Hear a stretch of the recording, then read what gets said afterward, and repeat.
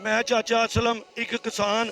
अस्सलाम वालेकुम जी। मैं ਤੁਹਾਨੂੰ ਨਾ ਆਪਣੇ ਪਾਕਿਸਤਾਨ ਦੇ ਹਾਲਾਤ ਦਿਖਾਣਾ ਚਾਹਨਾ ਵਾਂ। ਅਸੀਂ 6-7 ਮੁਲਕਾਂ ਨੇ ਐਟਮੀ ਬੰਬ ਬਣਾਏ ਨੇ।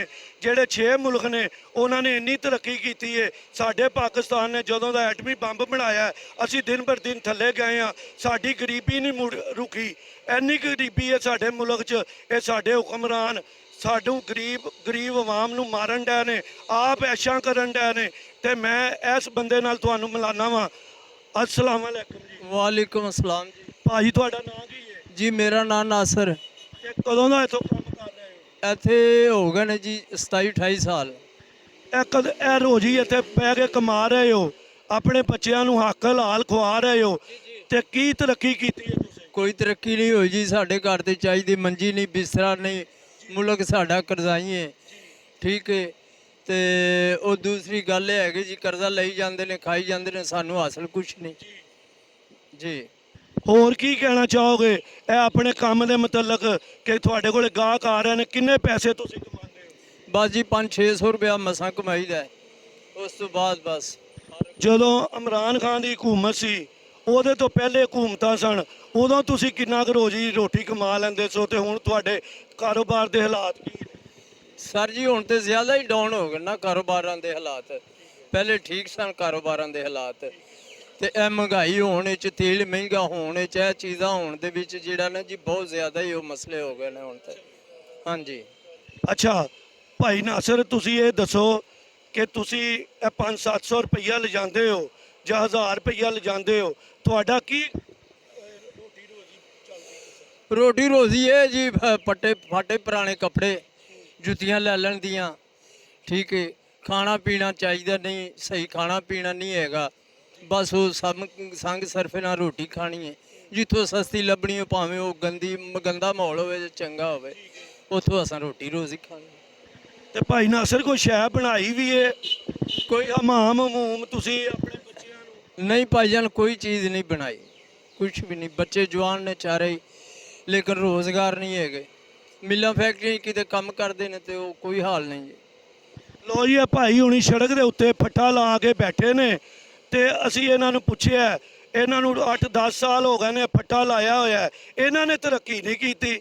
ਹਾਂਜੀ, ਪੂਰੀ ਆਵਾਮ ਨੇ ਪਾਕਿਸਤਾਨ ਦੀ ਨੇ, ਜਿਹੜੇ ਹੁਕਮਰਾਨ ਨੇ ਜਾਂ ਅਦਲੀਆ ਹੈ ਜਾਂ ਜਿਹੜਾ ਬੰਦਾ ਅਦਾਰਿਆਂ 'ਚ ਉਹਨੇ ਤਰੱਕੀ ਕੀਤੀ ਹੈ। ਇਹ ਮਾੜੇ ਬੰਦੇ ਨੇ ਕਿਉਂ ਨਹੀਂ ਤਰੱਕੀ ਕੀਤੀ ਜੀ? ਕਿਆ ਇਹਦੇ ਨਸੀਬਾਂ 'ਚ ਇਹੀ ਕੁਛ ਹੈ ਜੀ? ਇਹ ਸਾਰਾ ਕੁਝ ਤੁਹਾਡੇ ਨਸੀਬਾਂ 'ਚ, ਸਾਡੇ ਨਸੀਬਾਂ 'ਚ ਕੁਛ ਨਹੀਂ ਗਾ। ਇਹ ਕਿਸ ਤਰ੍ਹਾਂ ਰੋਟੀ ਕਮਾ ਰਹੇ ਆਪਣੀ? ਇਹ ਫੱਟਾ ਲਾਇਆ ਸੜਕ ਤੇ ਨੇ।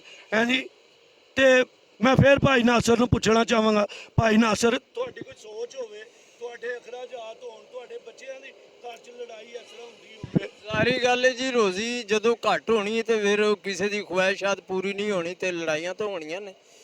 ख्वाहिशातां तां इन्हां लोकां दियां पूरियां होंदियां ने जिहड़े साडे सरबराह ने। ठीक है।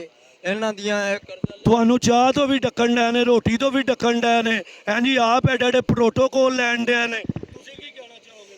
मैं ये कहना चाहना कि अपने अखराजात घट करन, ਉਹੋ ਹੀ ਜਿਹੜਾ ਗਰੀਬ ਆਵਾਮ ਦੇ ਵਿੱਚ ਆਵੇ, ਸਹੂਲਤ ਆਵੇ।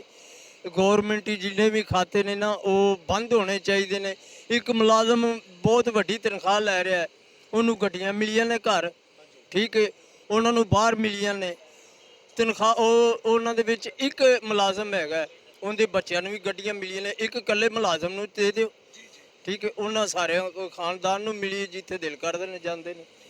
ਲੋ ਜੀ, ਇਹ ਭਾਈ ਭੋਲੇ ਭਾਲੇ ਨੇ, ਇਹਨਾਂ ਨੂੰ ਸਾਰੀ ਮਾਲੂਮਾਤ ਹੈ, ਸਾਰੀ ਸਿਆਸਤ ਦਾ ਪਤਾ ਹੈ। ਜੋ ਤੁਸੀਂ ਕਰ ਰਹੇ ਹੋ ਸਾਰਾ ਕੁਝ ਦੱਸ ਰਹੇ ਨੇ। ਹਾਂਜੀ, ਤੁਹਾਨੂੰ ਕਿਉਂ ਨਹੀਂ ਅਕਲ ਆ ਰਹੀ? ਤੁਸੀਂ ਕਿਉਂ ਨਹੀਂ ਇਹਨਾਂ ਗਰੀਬ ਆਵਾਮ ਦਾ ਸੋਚਦੇ? ਔਰ ਤੁਸੀਂ ਵੀ ਕੋਈ ਸੋਚੋ ਨਾ, ਤੁਸੀਂ ਵੀ ਇਹਨਾਂ ਗਰੀਬ ਆਵਾਮ ਦਾ ਕੋਈ ਖਿਆਲ ਕਰੋ।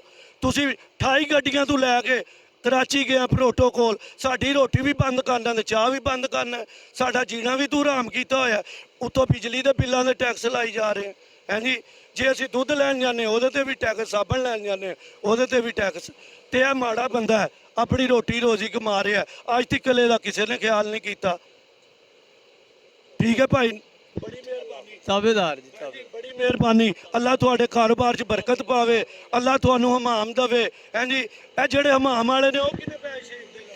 ਉਹ ਭਾਣ 70 ਰੁਪਏ ਲੈ ਰਹੇ ਨੇ, ਅਸੀਂ ਇੱਥੇ 40-50 ਲੈ ਰਹੇ ਹਾਂ। ਤੇ 40-50 ਰੁਪਏ 'ਚ ਵੀ ਇਹਦੇ ਕੋਲੇ ਕੋਈ ਗਾਹਕ ਨਹੀਂ ਆਂਦਾ ਜੀ, ਹੈ ਜੀ। 40-50 ਰੁਪਏ 'ਚ ਵੀ ਕੋਈ ਗਾਹਕ ਨਹੀਂ ਆਂਦਾ, ਸਾਰੀ ਦਿਹਾੜੀ ਧੁੱਪੇ ਬੈਠੇ ਨੇ। अस्सलाम वालेकुम।